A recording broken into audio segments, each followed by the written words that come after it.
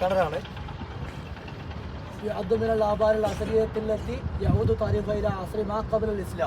ഇസ്ലാം മുമ്പുള്ള കാലത്ത് തന്നെ പ്രസിദ്ധമായ ഒരു കിണറാണ്. ഏരിയനെ പറ്റി പറയാം. ഇതിന് പേര് ഖാത്തമെന്നും പേരുണ്ട്, പേര് അരീസ് എന്നും പേരുണ്ട്. ഇങ്ങനെ പേര് വരാൻ കാരണം റസൂലുള്ളാഹി സ്വല്ലല്ലാഹു അലൈഹി വസല്ലം തങ്ങളുടെ മകളുടെ ഭർത്താവ് ആരാ? വേറെ ഉസ്മാൻ ഇബ്നു അഫ്ഫാൻ ആരാ ഭർത്താവാ? ഇതിന് വന്നപ്പോൾ ആ കൈയിൻ്റെ വിരലിൽ നിന്ന് ആ മോതിരം ഊരിയിട്ട് കിണറിലേക്ക് പോകണം. അത് എടുക്കാൻ വേണ്ടി കുറേ ശ്രമിച്ചു, കിട്ടിയില്ല. അത് ഈ കിണറിൽ തന്നെ ഇപ്പോഴും ഉണ്ട്. അതുകൊണ്ട് ഇതിന് പേര് ഖാത്തം, മോതിര കിണർ എന്ന പേരുണ്ട്.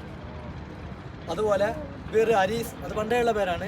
ഈ കിണറിൻ്റെ പ്രത്യേകത എന്ന് പറയുന്നത് റസൂലുള്ളാഹി സ്വല്ലല്ലാഹു അലൈഹി വസല്ലം തങ്ങൾ ഒരു പ്രാവശ്യം ഈ കിണറിൻ്റെ ഇവിടെ ഇങ്ങനെ ഇരുന്നു, ഈ ഭാഗത്തിരുന്നു.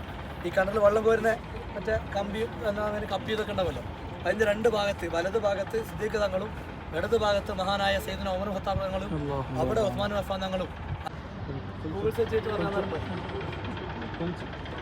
ഉറപ്പിച്ചിട്ട് പറഞ്ഞോ.